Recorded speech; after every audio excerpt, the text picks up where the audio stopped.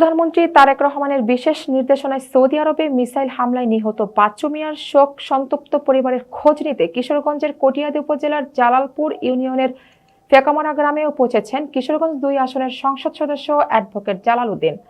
Senior staff reporter Mohammad জজ মিয়া জানান, মঙ্গলবার তিনি নিহত বাচ্চু মিয়ার বাড়িতে গিয়ে পরিবারের সদস্যদের সাথে কথা বলেন এবং গভীর সমবেদনা জানান।